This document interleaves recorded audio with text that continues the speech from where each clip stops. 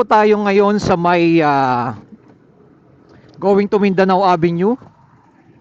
Yan. Dito sa right side na to tsaka left side na to, sinisimulan na po gibain yung mga bahay dito. Pakita natin sa inyo ano na ba yung mga latest update natin dito.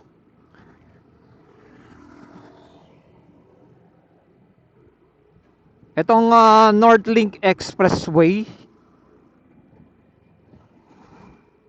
Northlink C5 Expressway na ginagawa. Ayan, oh.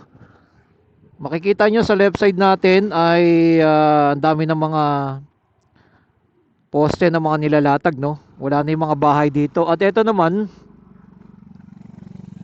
tuloy-tuloy ng ginigiba yung mga bahay dyan sa may taas. Ayan. Ayan, no? At tinatanggalan na mismo ng mga lupa dahil napakataas na itong area na to dito, eh. Kaya ang gagawin nila ay ginigiba na nila. Wala na yung mga bahay dyan at magdodrone siya tayo dyan. Pero puntahan muna natin yung bunda doon sa may palabas na po ng Mindanao Avenue. Yan, bali dito tayo nag-start para mapakita natin sa inyo ang mga latest update natin dito. Yan, oh. Talipapa 3. Yan. Palabas na po tayo ng Mindanao Avenue. Ayan, C5 Mindanao Avenue.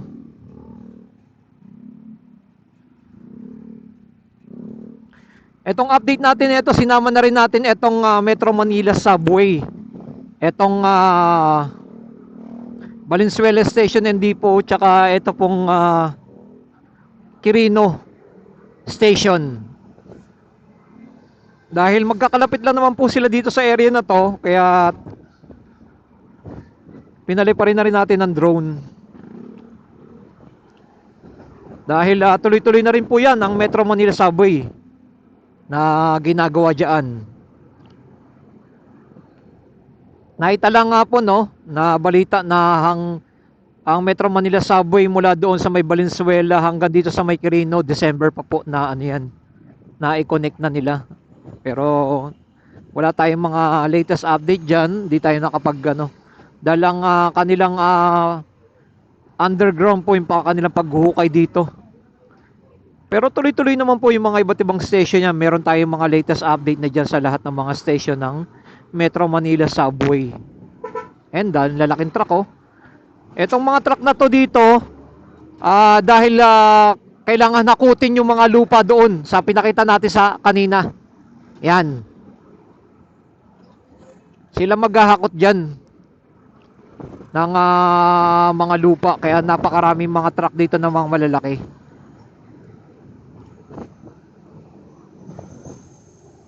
Dahil paakyat po kasi doon, eh.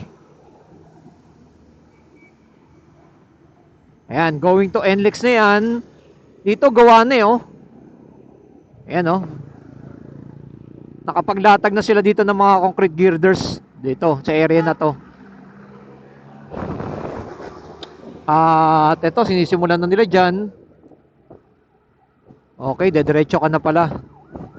Ayan, oh. Pinakailalim na, oh. Nakapaglatag na pa sila ng dalawa hanggang doon sa kabila side. Ikot tayo. Ito na po yung Barangay Ugong, Valenzuela. Ayan, ito yung Metro Manila Subway dyan. Sa area na yan, ginagawa na rin dyan. May latest update tayo dyan dahil magkakaroon na naman another building dito sa ginagawa nila. Ito, nagkakaroon talaga dito ng moderate traffic dito sa area na to. Ayan, no? Kita nyo naman, no? Dahil tuloy-tuloy na po itong ginagawa ang Northlink Expressway.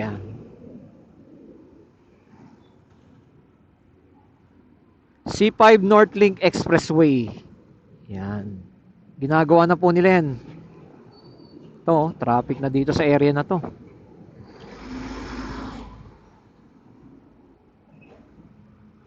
Tignan nyo naman, no?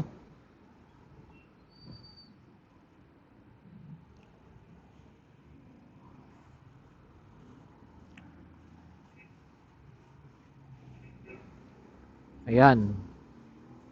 Oh, ito dito medyo nagkakaroon ng moderate traffic na. Palabas pa po ng NLEX yan.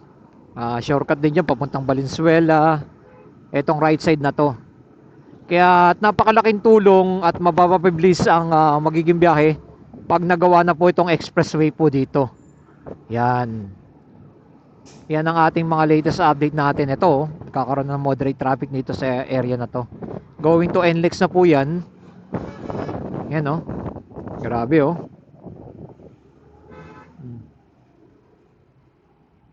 Grabing traffic. Pero dito naman, palabas ka naman dito Mindanao Avenue ay paglagpas ng tulay, dire-diretso naman. Smooth naman yung daanan na mangyayari. Yan ang ating pinaka ground shot natin dito at ito naman po yung ating drone shot mga kababayan. Like and comment and share. Ito po muli ang inyong lingkod, Skywalk TV. God bless po sa ating lahat. Ito na po ang ating drone shot. Hello guys, NLEX C5 Northlinks Expressway update mga kababayan. Ito na po ang pinaka-latest update natin dito. At papakita rin po natin ang Metro Manila Subway na ginagawa. Dito rin po yan mga kababayan. Dahil ito yung magkaka-connect na po na ating ipapakita natin sa inyo. Huwag kalimutan mag-like, mag-share, mag-comment ng ating pinaka-latest update. Ito na po yung pinaka-pagtawid dito sa may tulay. Yan. Etong Mindanao Avenue at etong Barangay Ugong Valenzuela. At pakita natin ang mga ginagawa dito. Ayan. Bali banda dito papuntang NLEX, nakapaglatag na po sila ng mga concrete girders po dito. At eto, tuloy-tuloy na po ang mga nagtatrabaho po dito sa area na to. At napakarami po. At papakita po natin sa inyo. Nakita po natin yung mga truck kanina na napakarami. Dito yan mismo sa bandang unahan nga magpupunta dahil maghahakot ng mga lupa. Papakita natin ang ating pinaka-drone shot. Ayan. Ito na po, nakapaglatag na po sila dito ng mga girders dito. Ayan o. At nasementohan na rin nila yung pinakaibabaw nito. Dito na po yan sa may Barangay Ugong Valenzuela, dire-diretso papuntang NLEX. Yan, kaya po nagkakaroon dyan ng pagka-traffic. Dahil ito na pong area na po ito ginagawa. Ayan o. Kita nyo yan dito. Ayan o. Yan, papuntang NLEX, papunta na rin po ng Valenzuela. Dito rin po yung daanan. Ayan, makikita ninyo. Ito na po yung pinaka-progress po dito. Ayan, salamat sa mga nag-like, nag-share, nag-follow kay Skywalk TV. Siyempre, i-update po natin ang iba't ibang lugar. Lalong-lalo na po itong ginagawa po dito. Itong NLEX C5 Northlink Expressway ng napaka-laking ginawa pag natapos po ito. Dahil lalong-lalo na po itong bandang Quezon City. At natatanaw nyo na rin po ang Metro Manila Subway Valenzuela Station and Depot. Dadaanan din po natin ang ating drone shot niyan. Pero po muna dito po muna ang ating unahin. Itong area po na to. Ayan. Nakikita po ninyo may mga gumagawa na rin dito sa may pinakaibabaw. Ayan no. Ayan. Yung last na update natin ito ay puro bakal pa lang po yan. Pero ngayon nabuhusan na po nila ng semento. Dire-diretso po yan. Pakita naman natin sa kabilang side. Nagkakaroon ng moderate traffic dito sa area na to. Dito sa may Mindanao Avenue.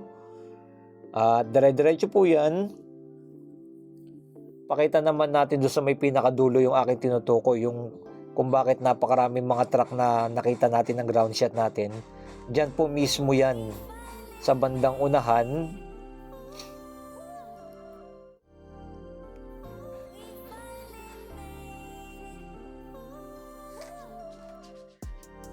Ayan, dire-diretso. Pakita po natin dito, itong area na to. Yan, nagkaroon sila ng daanan dito para dyan sa mga truck. Ayan no. Kala ko pwede pong dumaan dyan ng motor, hindi pa po pala pwede.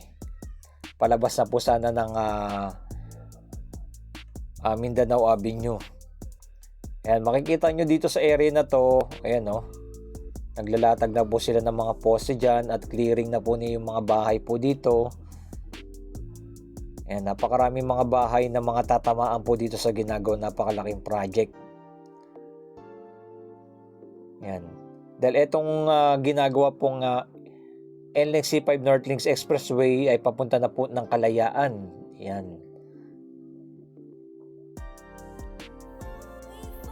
At ang dadaanan, Commonwealth, yan, UP, campus, no? Ito po yung aking tinutukoy. Yan, napakaraming truck. Ito po kasi ay paakyat, pataas. Kaya ang gagawin nila yan ay babawasan po yan ng mga lupa. Napakarami po. Paakyat po kasi po ito eh. Kaya nakikita ninyo, tinatanggalan na po nila ng mga lupa itong area na to. Itong dadaanan po mismo ng expressway. Ayan. At kokonek po yan papuntang Quirino Highway. Ito pa po. Itong mga bahay na to, dito sa area na to, ang dami po niyan, no?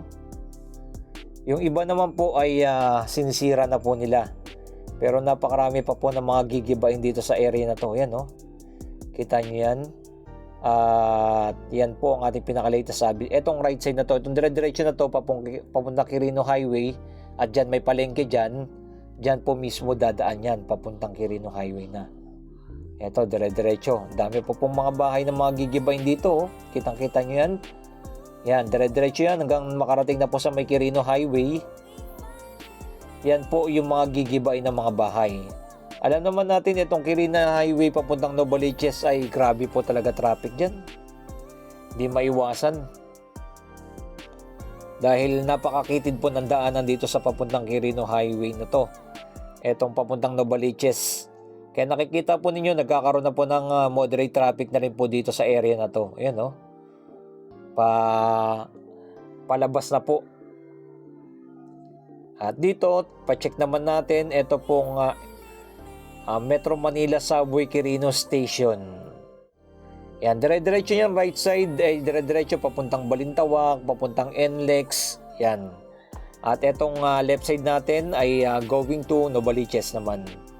Itong Quirino Highway. At yung crossing dyan sa may Mindanao Avenue naman yan, makikita nyo naman po yung ginagawa dyan. Dire-diretso na po yung Metro Manila Subway papuntang North Avenue Station naman. Meron na po tayong na-cover na po natin to mula dito Valenzuela hanggang doon sa may pinakadulo ng ginagawa dyan sa may Ortigas Station and Shaw Boulevard. Nakita na po natin yung ginagawa na po Metro Manila Subway ay tuloy-tuloy na rin po yan. Ayan.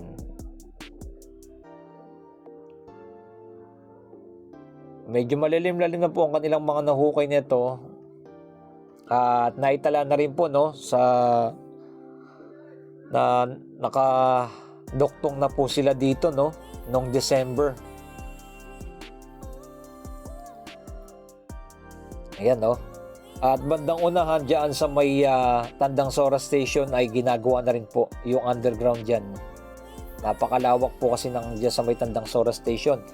Kabila ang side dahil dyan po magiging yung pinakasingawan netong subway. Kaya both side po ang ginagawa dyan. Ito yung Quirino Station. Napakalalim na rin po ng pinakahukay dyan. Ayan, makikita ninyo, no? Ayan, mataas-taas lang yung ating kuha ng drone. Dahil itong area na to ay pag binaba mo, nawawala na po ng signal dyan. Medyo malayo-layo na po yung ating kuha.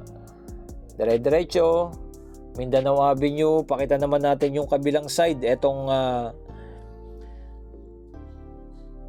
Valenzuela Station and Depot ng Metro Manila Subway. Yan, medyo duktong-duktong na po yung pinaka-update natin. Etong inaasahan natin na isa sa mga solusyon ng magkakaroon ng iwas traffic dyan sa may Quezon City. Etong NLEX C5 Northlinks Expressway at makikita nyo naman po sa may pinakababa naman ang Metro Manila Subway. As in, talagang connect na po, no? Talagang iwas traffic na po na mangyayari. Napakalaking progress sa mga hinarap pag natapos po yung mga project na to. Alam naman natin ang Metro Manila Subway mula dito sa may Valenzuela hanggang dyan sa yan po, kukonek po yan papuntang Taguig naman po yan. Dadaan ng airport at Taguig na po. Yan. Pagkatapos diyan sa may Taguig, diyan naman po ang ating ina-update din etong North and South Commuters Railway update. Yan. Ito na po yung ginagawa, no? Banda dito ay ito. Nagre-ready na po sila, magtatayo na naman po ng another building po dito. Ayan, no? Naghuhukay na po sila. Naglalatag na po sila dyan ng mga pundasyon. Ayan, dahil ito po yung medyo mahaba-haba, itong Valenzuela Station and Depot. Kaya makikita ninyo, dire-diretso po yan na ating ina-update. Ayan, ito po dito sa area na to, yung building na mataas dito ay unti na po nagiba na nila. Yan po yung isa sa mga ina-update natin, yung building na ginigiba na dito. At ito, mano-mano yung pagigiba nila dyan. Ayan, pagkatapos niyan, yung pinakaunahan niyan, ayan. Etong building na pinakagawa na po, yung Philippine Institute, ay gawa na rin po yan. Eto po, natuluyan na po nagiba yung building dito sa area na to. At etong, magtatayo na naman po sila ng another building dito.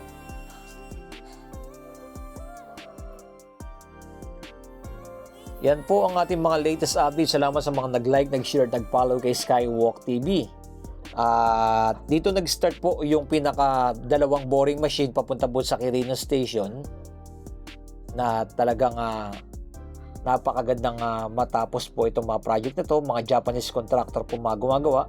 Alam na natin pag mga Japanese contractor ang gumagawa kagaya ng mga flood control, talagang subok na matibay at matatag ang mga Japanese contractor. Talagang solid ang mga ginagawa. Talagang hindi tinipid. Pag Japanese ang gumawa, talagang makikita ninyo yung mga project ng talagang matitibay. Okay, maraming salamat sa inyo lahat dyan. Keep safe palagi and God bless. Siyempre, mabuhay ang ating bansang Pilipinas. Matanggal ang lahat ng mga korupsyon dito sa ating bansa. At naniniwala tayo na tayo uunlad. God bless po sa ating lahat.